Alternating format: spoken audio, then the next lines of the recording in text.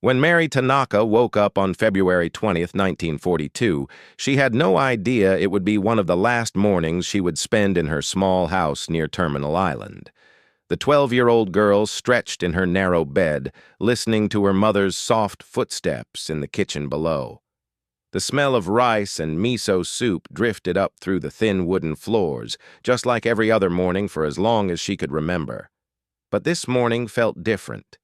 Even through her bedroom window, Mary could hear voices outside. Not the usual cheerful chatter of neighbors heading to work at the fish canneries, but urgent, worried whispers that made her stomach twist with fear.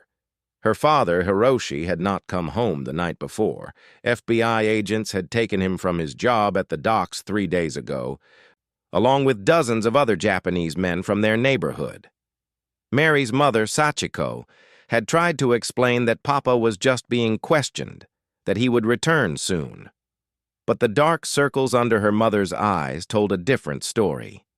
Mary dressed quickly and hurried downstairs, where she found her mother sitting at their small kitchen table with Mrs. Yamamoto from next door. Both women looked up when Mary entered, their faces pale and drawn. "What's happening, Mama?"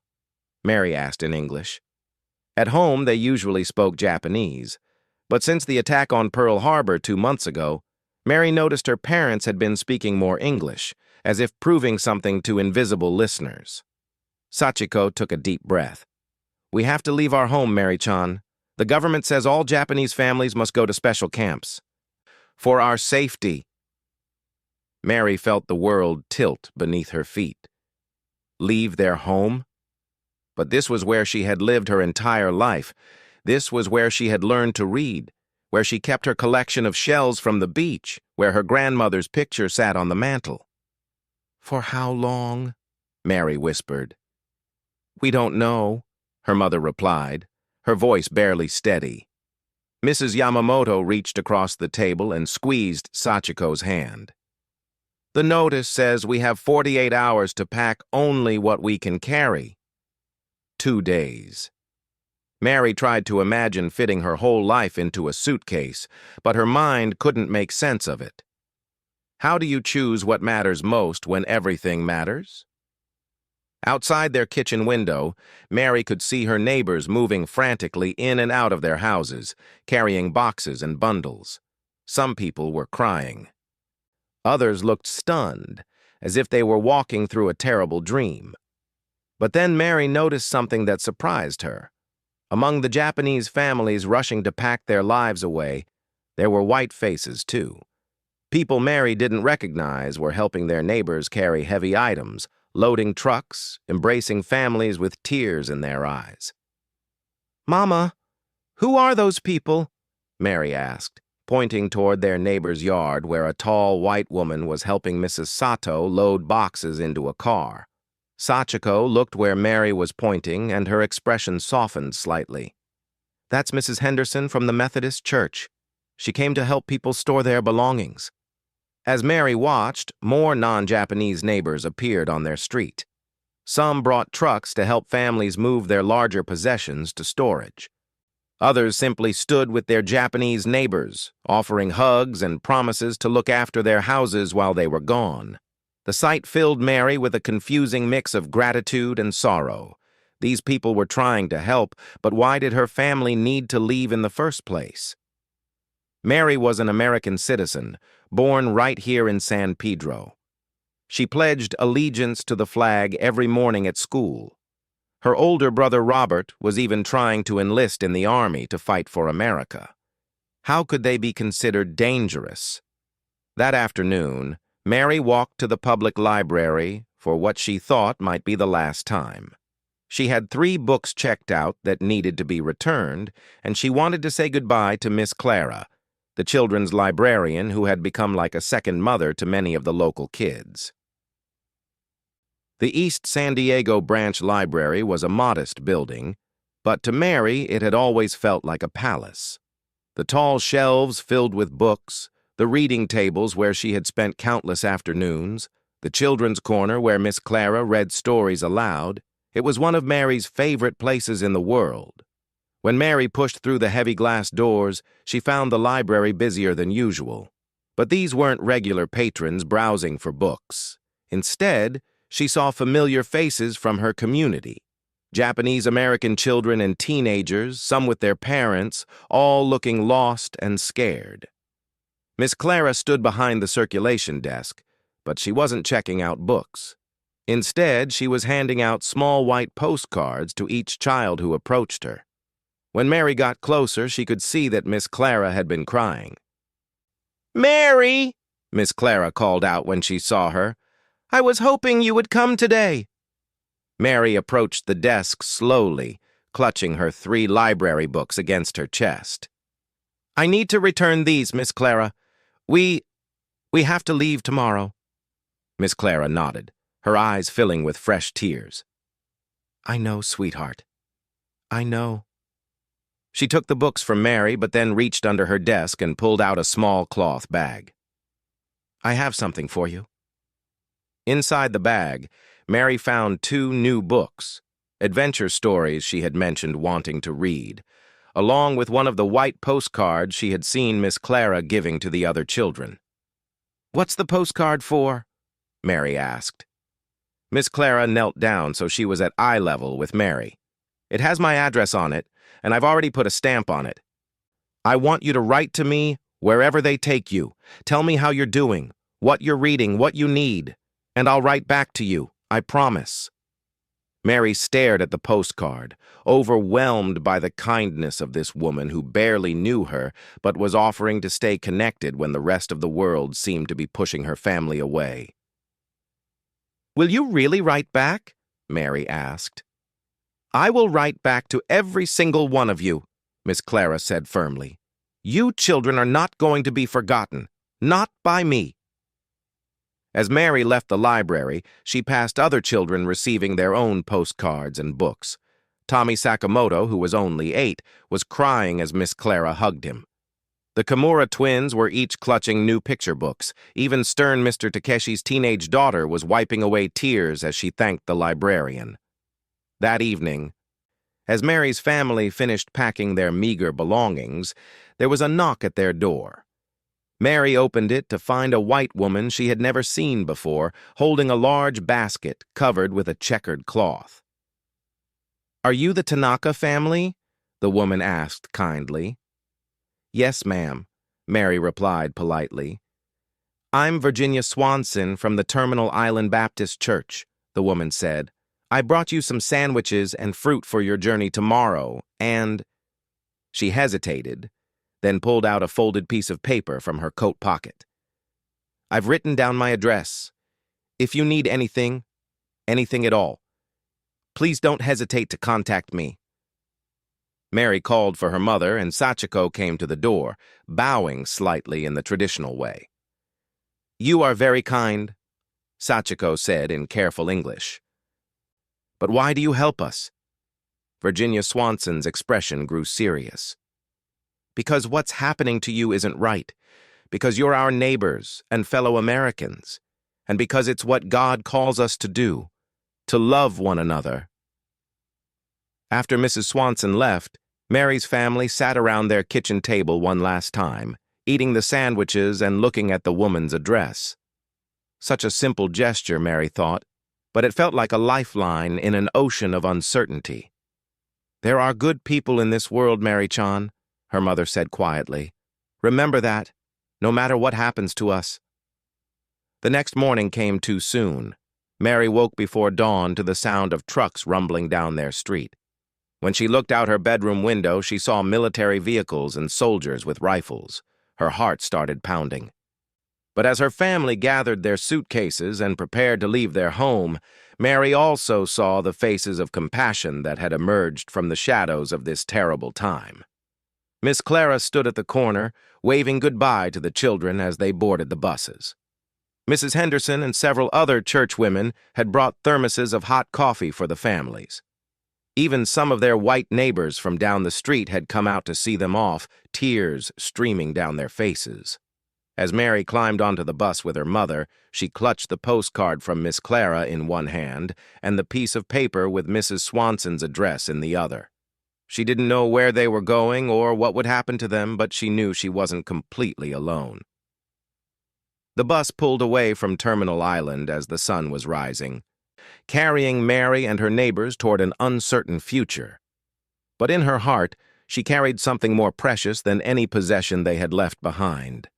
The knowledge that kindness could exist even in the darkest of times, that strangers could become friends, and that compassion had the power to bridge any divide. Through the bus window, Mary watched her neighborhood disappear behind them.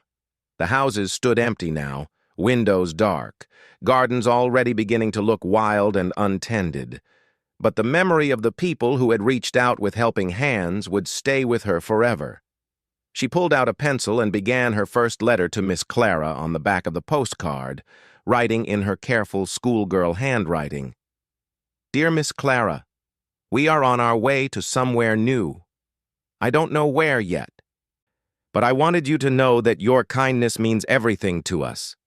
Thank you for not forgetting about us. As the bus carried them further from the only home Mary had ever known, she held on to the hope that these small acts of compassion were signs of something larger. A reminder that even when the world seemed to have lost its way, individual hearts could still choose love over fear, connection over separation, and hope over despair. The first part of their journey was ending, but Mary sensed that the story of unexpected kindness was just beginning. Mary Tanaka had thought the worst part was leaving home. She was wrong. The worst part was arriving at Santa Anita Assembly Center, a former racetrack that had been hastily converted into a temporary detention facility. As their bus pulled through the gates topped with barbed wire, Mary pressed her face to the window and tried to understand what she was seeing. Thousands of Japanese-American families milled around what looked like a giant outdoor prison. Long barracks stretched as far as she could see, and armed guards stood in tall watchtowers, their rifles clearly visible against the afternoon sky. "Mama," Mary whispered, "are we really going to live here?" Sachiko squeezed her daughter's hand. "Only for a little while," they told us, "until they can move us somewhere more permanent." When they stepped off the bus, the smell hit them first, a mixture of dust, horse manure from the track's previous life, and too many people living in too small a space. The noise was overwhelming, babies crying, adults shouting instructions in both Japanese and English, and underneath it all, a constant hum of confusion and fear. A harried-looking official handed Mary's mother a slip of paper with numbers written on it. "Barrack 15, Stall 8, he said without looking up. "Follow the signs. Dinner is at 5 in Mess Hall C." Stall 8 turned out to be exactly what it sounded like. A former horse stall that had been whitewashed and fitted with 3 canvas cots, a hanging light bulb, and nothing else. The walls were thin plywood, and through the gaps Mary could hear everything happening in the neighboring stalls. Conversations, arguments, babies crying, and the sound of people trying to create some semblance of privacy where none existed. "This is our home?" Mary asked, setting down her single suitcase on the dirt floor. Before her mother could answer, they heard voices outside their stall. Mary peered through a gap in the boards and saw 2 women in nice dresses and hats, clearly not internees, walking through the compound with a man in a suit. "These are the temporary facilities," the man was saying. "We're working as quickly as possible to complete the more permanent relocation centers." One of the women stopped walking and stared at the horse stalls. "You're housing American families in horse stalls?" "It's temporary," the man repeated, but his voice had lost some of its confidence. The woman shook her head. "This is not acceptable. These people need proper housing, medical care, schools for their children. They need dignity." Mary couldn't see the woman's face, but she could hear the anger in her voice. It was strange to hear someone defending them, someone who wasn't Japanese, someone who had the power to walk away from this place, but was choosing to stay and fight for them instead. That evening at dinner, Mary learned that the woman was Eleanor Roosevelt's representative, part of a church delegation that had come to inspect the conditions at Santa Anita. She also learned that this wasn't the only visit they'd had from people on the outside. "The Quakers have been coming twice a week," explained Mrs. Watanabe, an elderly woman who had been at Santa Anita for a month already. "They bring books, supplies for the children, medicine when they can get it. Some of them even write letters for people who want to contact family members." Mary's ears perked up at the mention of books. Since arriving at Santa Anita, she had been desperate for something to read, something to transport her mind away from the heat, dust, and crowded conditions of the camp. "Where do I find these Quakers?" Mary asked. Mrs. Watanabe smiled for the first time since Mary had met her. "They set up near the administration building every Tuesday and Thursday. Look for the lady with the kind eyes and the gray hair. That's Sarah Morrison. She's been trying to set up a real library for us." The next Thursday, Mary found Sarah Morrison exactly where Mrs. Watanabe had said she would be.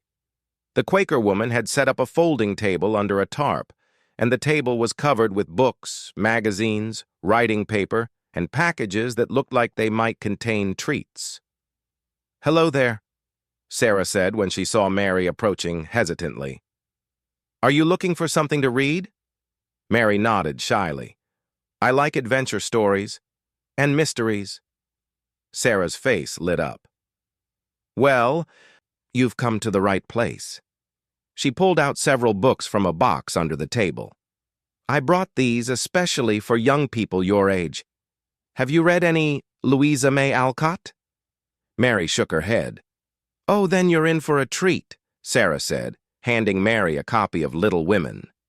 "It's about 4 sisters during a difficult time in their lives. I think you might find it relevant." As Mary took the book, Sarah leaned forward slightly. "I also want you to know that there are people on the outside who are working to help all of you. Churches, community groups, even some politicians who think this whole situation is wrong. You haven't been forgotten." Mary felt tears prick at her eyes. "Why do you care about us? You don't even know us." Sarah's expression grew serious. "Because injustice anywhere is a threat to justice everywhere. Because your children who deserve to go to school, families who deserve to be together, Americans who deserve to be treated with respect."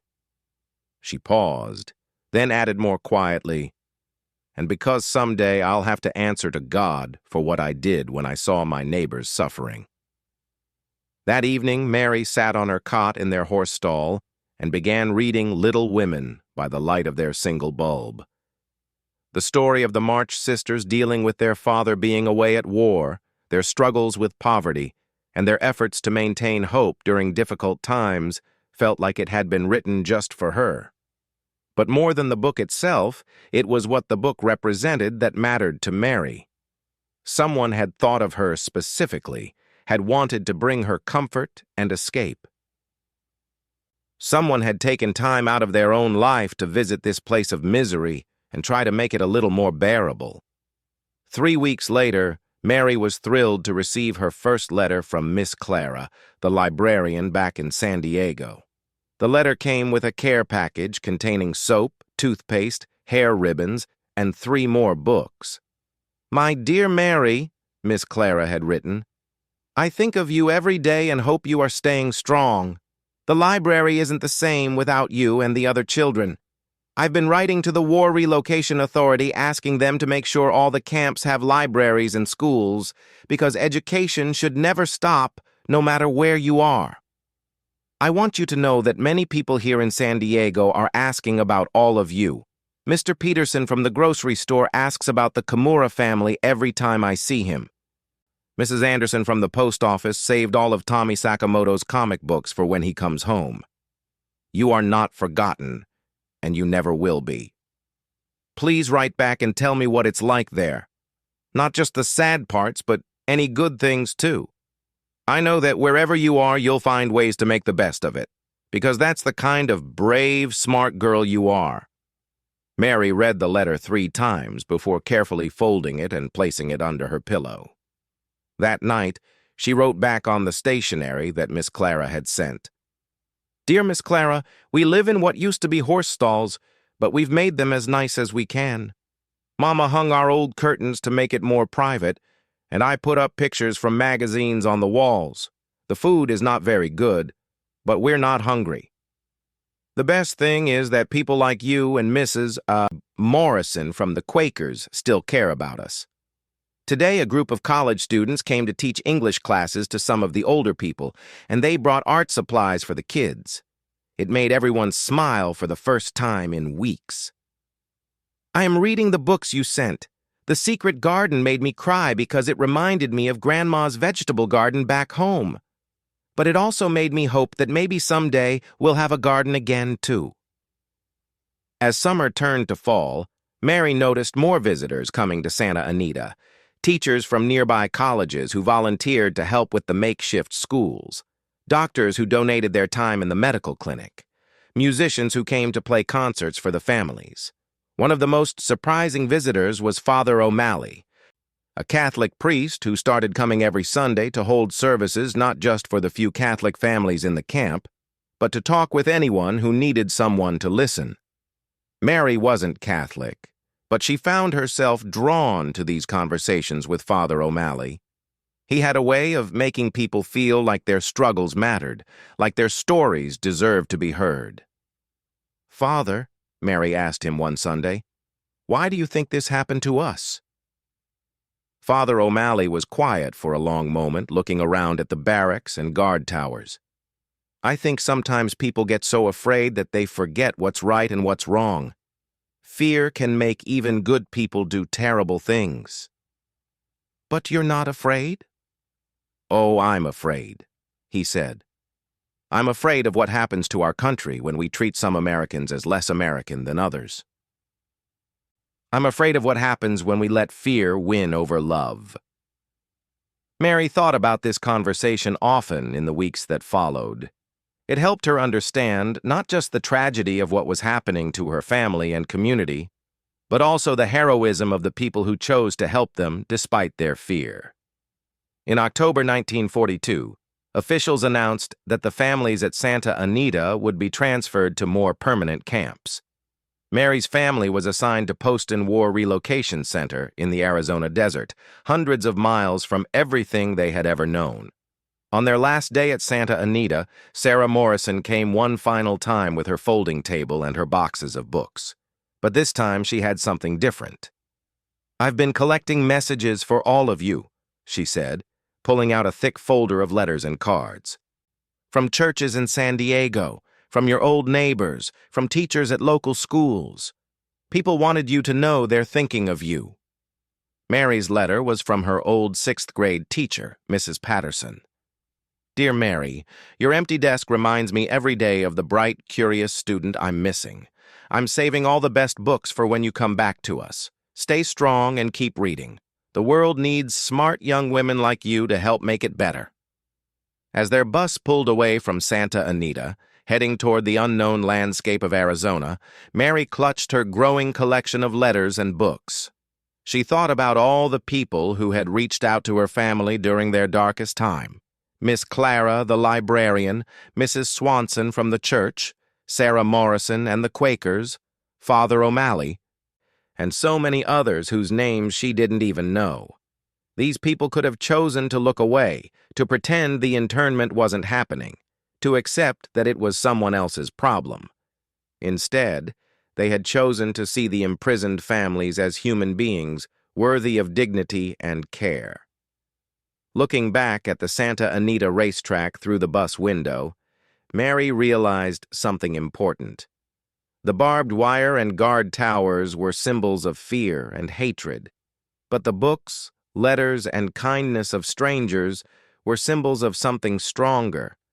The belief that love could triumph over fear, that compassion could exist even in the darkest places, and that the human spirit could never truly be imprisoned. The bus carried them toward Arizona and whatever challenges awaited them there, but Mary felt ready. She had learned that even in the most hopeless circumstances, angels of mercy could appear in unexpected forms. And she was beginning to understand that carrying hope forward, sharing it with others who needed it, might be the most important job of all.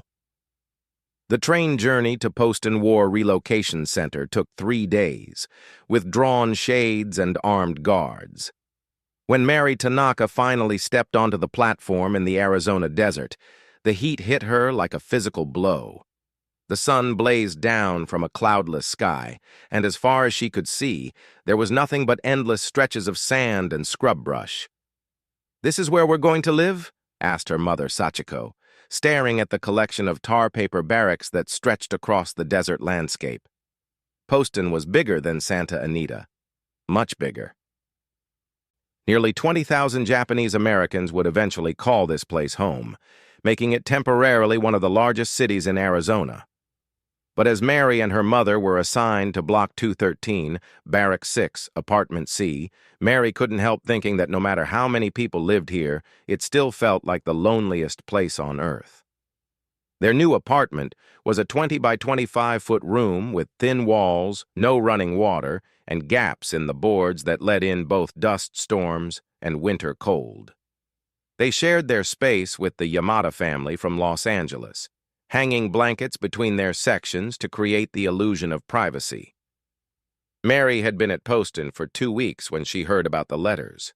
Mrs. Yoshida, who worked in the camp's makeshift post office, mentioned that mail was arriving almost daily from people outside the camp, not just family members, but strangers who had somehow heard about their situation.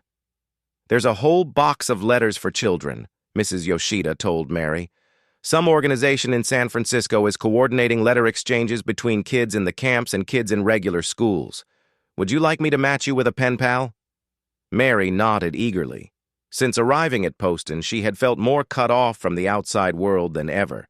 The camp had its own newspaper, its own schools, its own hospital, but it also felt like a separate planet where the rest of America had simply forgotten they existed. A week later, Mary received her first letter from Betty Sullivan, a 13-year-old girl from San Francisco.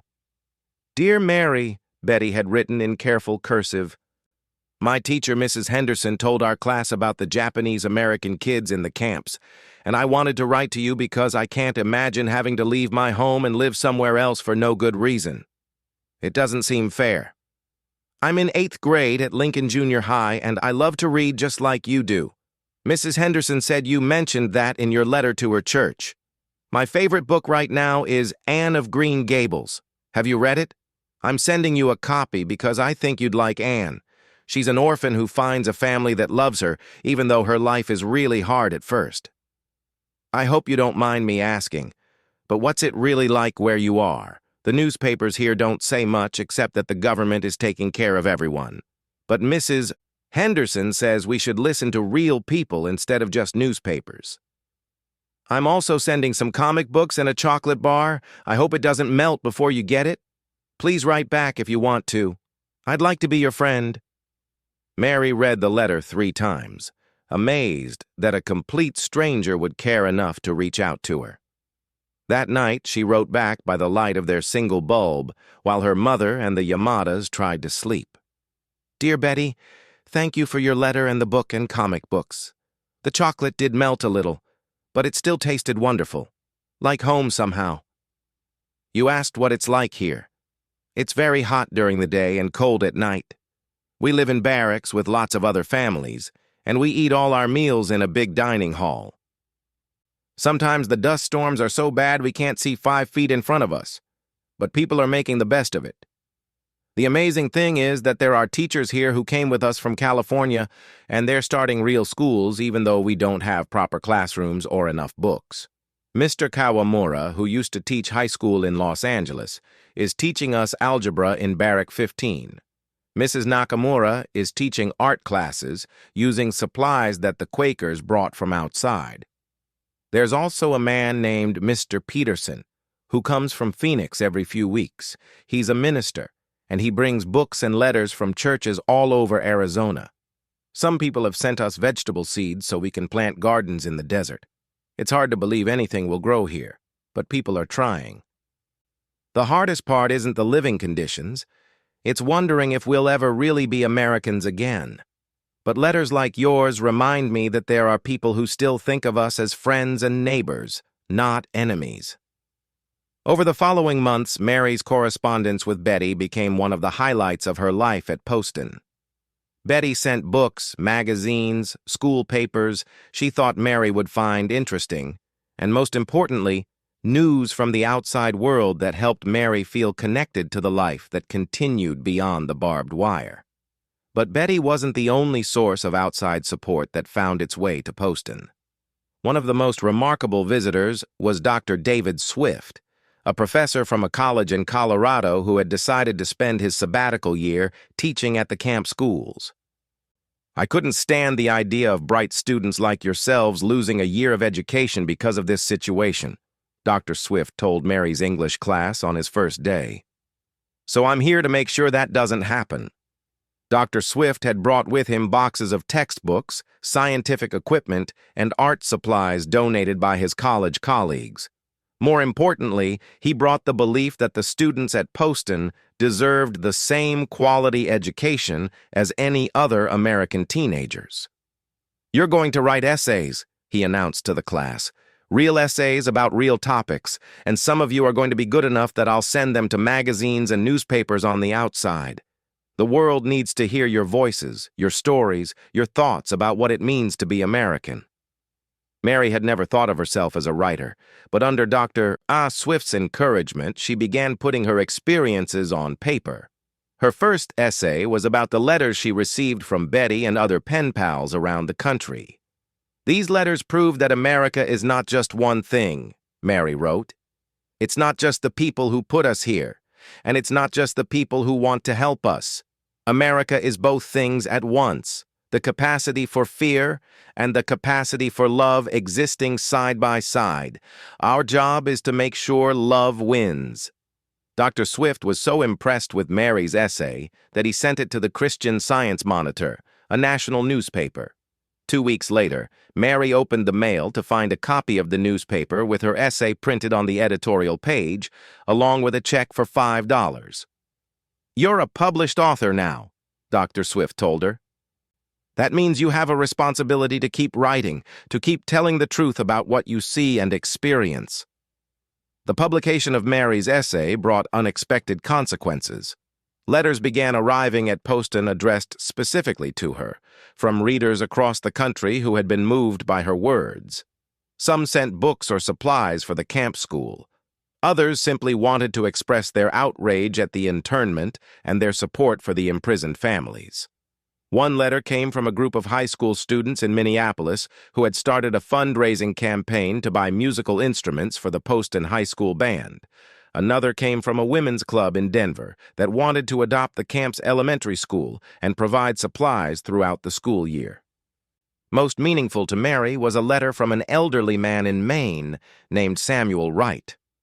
"I served in the last war," he wrote, "and I've seen what happens when fear makes people forget their principles. But I've also seen what happens when ordinary people decide to do extraordinary things.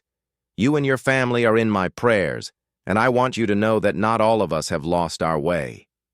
As 1943 turned into 1944, the acts of compassion that reached Poston became more organized and widespread. The American Friends Service Committee, a Quaker organization, established a permanent office in the camp to coordinate assistance from the outside. Church groups from across the Southwest made regular visits, bringing not just supplies but friendship and moral support. One of the most surprising developments was the arrival of volunteers from nearby colleges who wanted to help with the camp's cultural programs. A group of music students from Arizona State University started coming every weekend to perform concerts and teach music lessons. Art students from the University of Arizona helped establish a pottery workshop where internees could learn new skills and create beautiful objects from the desert clay. Mary's favorite visitor was Miss Patricia Collins, a young librarian from Phoenix who had convinced her library board to donate books and establish a lending program with the camp. Every month, Miss Collins would arrive with boxes of new books and a genuine curiosity about the lives and interests of the people she was serving. "I want you to know," Miss Collins told Mary during one visit, "that there are librarians all over the country who are outraged that American citizens are being denied access to books and education. We see this as an attack on everything we believe in." Miss Collins helped Mary start a book club for teenagers at Poston, and she arranged for the club to correspond with similar clubs at high schools in Phoenix and Tucson. The exchange of letters about literature became a bridge between the isolated world of the camp and the broader community of young people outside. As the war continued, news began filtering into Poston about Japanese-American soldiers fighting with distinction in Europe and the Pacific. The 492nd Regimental Combat Team, made up entirely of Japanese-American volunteers, was earning a reputation as one of the most decorated units in American military history. "My brother's friends are fighting for the same country that put us here," Mary wrote in her journal. "How do you make sense of that? How do you love a country that doesn't trust you but still asks your sons to die for it?" The answer came partly through the continued acts of kindness from strangers. Each letter from Betty, each visit from Dr. Swift, each book delivery from Miss Collins was a reminder that America was not one monolithic thing, but a collection of individual choices. And every day, individuals were choosing compassion over fear, connection over separation. In December 1944, the Supreme Court ruled in the Korematsu case, upholding the internment but also announcing that the exclusion orders would be lifted for those whose loyalty was not in question. For most families at Poston, this meant they were free to leave, but free to go where? Many had lost their homes, their businesses, their savings. Some faced hostility in their former communities. The camp that had been a prison was now also a refuge, a place where they were safe from the anger and suspicion that still existed in many parts of the country. Mary's family was among those who decided to leave Poston in early 1945. They had received letters from friends in Denver who promised to help them find housing and work. More importantly, they had heard from Miss Clara, the San Diego librarian, who had organized a support network of families willing to help returning internees rebuild their lives. On the day they left Poston, Mary carried with her a suitcase full of letters, from Betty in San Francisco, from Mr. Wright in Maine, from dozens of other people who had reached out during their imprisonment. These letters had sustained her through the darkest times, reminding her that she was not forgotten, that her story mattered, that her future still held promise. As their bus pulled away from the camp, Mary looked back at the barracks and guard towers that had been her home for nearly 3 years. She felt no nostalgia for the place itself, but she did feel grateful for the lessons she had learned there about the power of human kindness to survive even the most difficult circumstances. 20 years later, when Mary became a teacher herself, she would tell her students about the people who had chosen to help during a time when it would have been easier to look away. She would read them the letters she had received from strangers who became friends, from pen pals who became lifelong correspondents, from volunteers who had given their time and energy to preserve the dignity and education of imprisoned Americans. The camps were a great failure of American democracy, she would tell her classes. But they were also a testament to the power of individual conscience. When institutions failed, ordinary people stepped forward. When the government forgot its principles, citizens remembered theirs. Mary kept all the letters until the day she died, and her children donated them to the Japanese-American National Museum, where they joined thousands of other testimonies to the surprising compassion that had flourished even in the desert camps of World War II. The barbed wire and guard towers were eventually torn down, but the letters remained, evidence that love could survive hatred, that hope could flourish in the most unlikely places, and that the true measure of a country lay not in its worst moments, but in how ordinary people chose to respond to those moments with extraordinary kindness.